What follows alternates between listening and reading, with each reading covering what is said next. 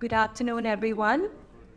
Welcome you all to Teaching Goan History through Art and Architecture, an international symposium organized by Dr. Kelli Wood, University of Tennessee, Dr. Vishvesh Kandolkar, Goa College of Architecture, and Sunaparanta in association with the Fulbright program.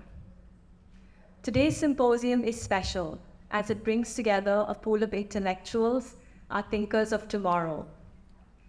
A warm welcome to all our guests, Dr. Fleur de Souza, Natasha Fernandes, Architect Noah Fernandes, Professor Amita Kanikar, Professor Nagendra Rao, and Architect Shipa Khan.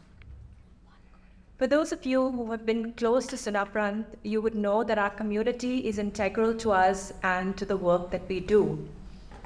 Since our inception in 2009, it has been the vision of our founders, Dipti and Dattaraj Salgaonkar, to preserve Goa's cultural heritage and creative legacy, and to promote a range of cultural activities across various media, geographies, and time frames. And over the years, we have worked towards cultivating a program that is dynamic and that brings together a plurality of voices and practitioners across various disciplines. Today, with the patronage of Ishita Salgaonkar, the foundation has evolved into a bridge that connects Goa to India and the world and enables us to address questions concerning our social and cultural environment. Relationships form the backbone of what we do, and this is reflected today as we gather here with academics, historians, curators, and all of you young minds. Knowledge making is a key area with the focus on pedagogy, and I wanted to very quickly go over some of the programs that we have today. And these include the Sunaparanta Art Initiator Lab, which is a mentoring program for creative professionals from various streams, and that includes architects as well, and offers them the opportunity to refine their practices through learning and unlearning methodologies. We have an Artist in Residence program that functions as a laboratory of ideas where artists have the opportunity to critically examine their practices through exchange and dialogue. We offer fellowship grants for cultural operators that produce scholarly work in the region, and also emerging artist grants for young practitioners. This afternoon, each of our speakers will be presenting various facets of the circulation of material cultures, with Goa presented at the center. A young scholar and historian who I have had the pleasure of working with, Dale Menezes, mentioned recently that the Portuguese captain, Alfonso de Albuquerque, had written once that Goa was the key to all of India. And with this assertion, Goa turns into a portal, a gateway not just to the rest of India, but to the rest of the world. This signals a two-way movement, just like ideas and cultures.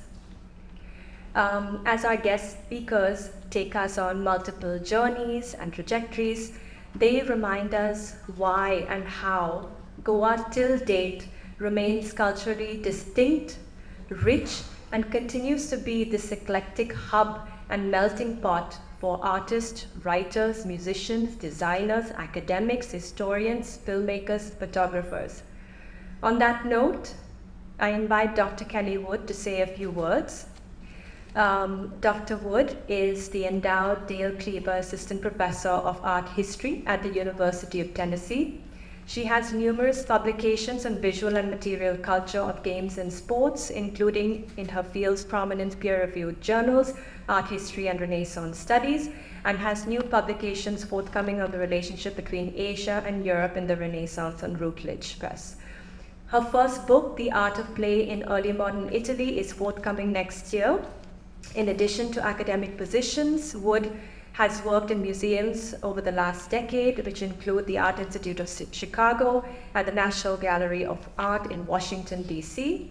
Recently, she curated a permanent wing of the Qatar Olympic and Sports Museum titled The Global History of Sport, which opened at the 2022 FIFA World Cup.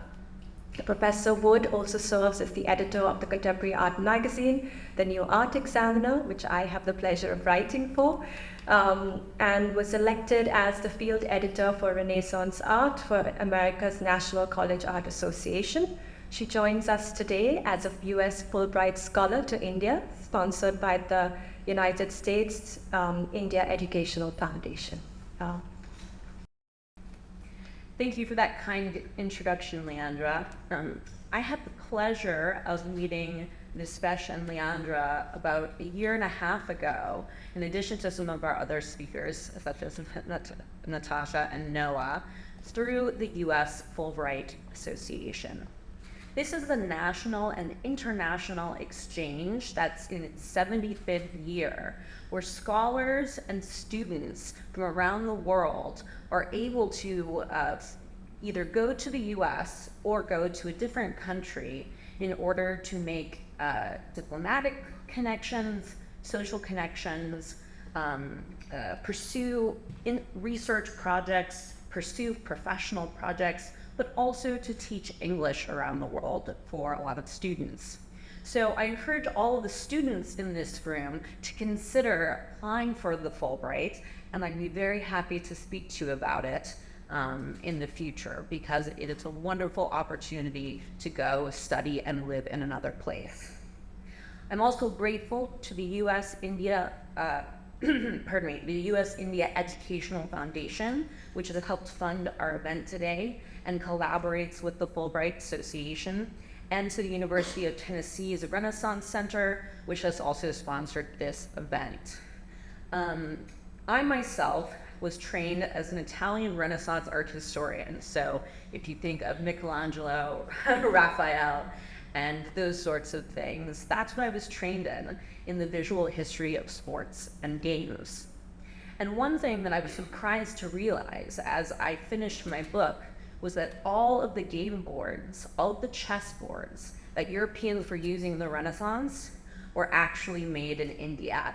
And so that is what brought me on this journey to a completely new field of study and a completely new approach to history and why I've come to Goa.